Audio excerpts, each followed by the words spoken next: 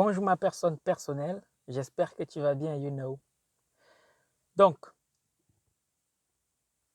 dernièrement, il y a quelque chose qui m'a beaucoup interpellé, c'était pendant le live d'hier, pour ceux qui l'ont suivi. Le live d'hier portait sur qu'est-ce qui n'a pas fonctionné dans ton business. Et donc, pendant ce live, on a eu Emmanuel qui avait un parcours assez atypique. Et ça m'a donné l'envie de partager avec toi aujourd'hui une petite information. Tu sais, beaucoup de gens se posent la question de savoir, Valère, j'ai de l'argent, je n'ai pas d'idée de business, Valère, je ne sais pas dans quoi investir mon argent, je n'ai pas d'argent même, je ne sais pas dans quoi me lancer pour gagner un peu d'argent. Très souvent, j'entends ça. Bon, au sortir de cette vidéo, je vais partager avec toi 2 idées de business. 2, pas plus. Mais avant de partager avec toi ces 2 idées de business, je pense que le plus pertinent serait de te dire comment faire pour trouver des idées de business. Je pense que si tu me suis depuis un peu plus de 3 mois, tu sais très bien, je l'ai déjà répété plus de 1000 fois que pour trouver une idée de business, il faut chercher à identifier les problèmes. Et une fois qu'il y a un problème, apporter la solution à ce problème-là constitue une idée de business. Mais récemment, en discutant avec Justin, de la chaîne YouTube Vivre et réussir en Afrique. Il m'a dit quelque chose qu'il a trouvé très pertinent et après mûre analyse, je me suis rendu compte qu'il avait raison. En fait, si tu veux trouver de bonnes idées de business, tout ce que tu as à faire, c'est d'interagir avec les gens. Oui, parce que plus tu interagis avec les gens, plus ils te parleront de leurs problèmes et à partir de là, tu vas pouvoir avoir des idées de business. Parce que problème égale opportunité de business. Dernièrement, je me suis rendu compte que, pas dernièrement, pourquoi je dis dernièrement? Le docteur Koda Nubis a écrit un livre qui s'intitule Les 100 idées de business à lancer dès maintenant sans financement.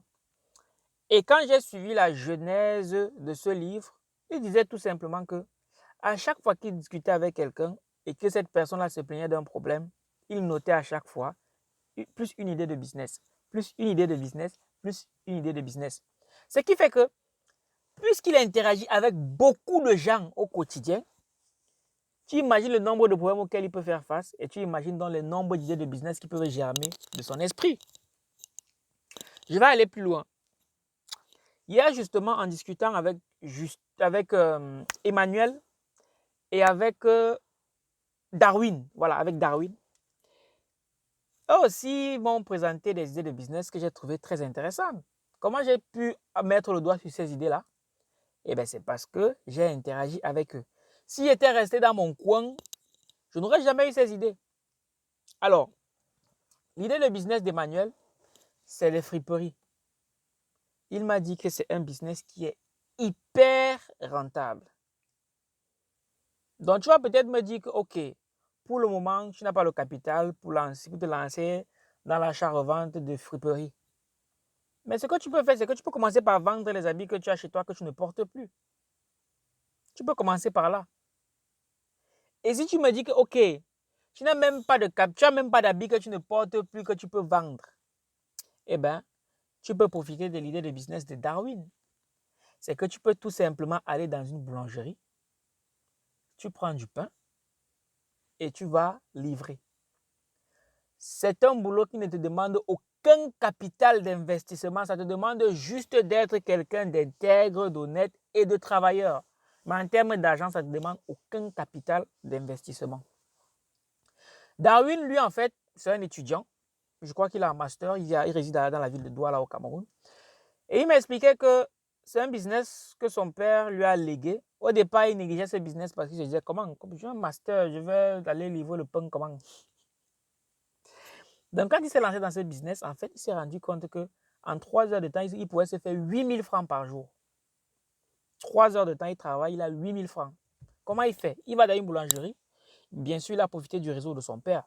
Il va dans une boulangerie, il récupère le pain, il va livrer le soir, il revient prendre son argent et il va verser ce qu'il doit verser à la boulangerie en question.